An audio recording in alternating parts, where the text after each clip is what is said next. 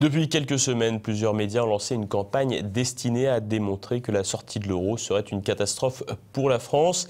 Mais une étude contradictoire affirme que le franc ne dévaluerait pas, ou en tout cas pas comme annoncé. Natacha Königsberg.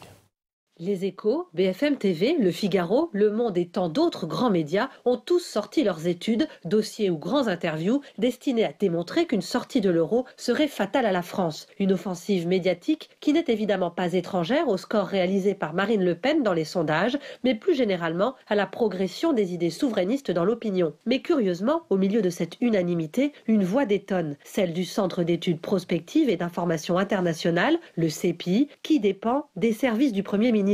Ce centre d'études, créé par Raymond Barre en 1978, concentre son activité sur l'économie internationale. Dans un rapport à paraître, que le magazine Alternatives économiques, pourtant plutôt classé à gauche, s'est procuré, le CPI affirme qu'une sortie de la France de l'euro ferait évidemment exploser la monnaie unique, mais n'aurait pas pour conséquence inéluctable une dévaluation du nouveau franc par rapport aux autres monnaies. Bien entendu, le franc dévaluerait par rapport aux marques, en raison de l'état de santé florissant de l'économie allemande, fortement exportatrice au budget équilibré, proche du plein emploi. Le franc dévaluerait aussi par rapport à la livre irlandaise, dont l'économie est aussi en plein boom depuis 3 ans. Dévaluation encore avec le florin néerlandais ou le franc luxembourgeois. En revanche, avec les autres monnaies des pays membres de l'euro, actuellement, le franc ne dévaluerait pas. Bien au contraire, il se renchérirait. Cela démonte donc un des arguments massus des opposants à la sortie de l'euro qui affirment en boucle que le franc serait condamné à devenir une monnaie faible, dévaluée par rapport aux monnaies des autres pays européens qui sont nos premiers partenaires commerciaux en volume et en valeur. Résultat, d'après le CPI, avec les dévaluations d'un côté et les réévaluations de l'autre, 49% des produits que nous importons deviendraient plus chers, mais 51% des produits que nous importons deviendraient moins chers. Du côté des exportations, la répartition est quasi identique. 55% de nos produits exportés deviendraient plus chers, 45% moins chers pour ceux qui les achètent. On le voit, l'hypothèse d'une sortie de l'euro et de ses conséquences sur le pays qui le déclencherait, entraînant en théorie la disparition de la monnaie unique, ne se résume pas à un tableau forcément tout noir.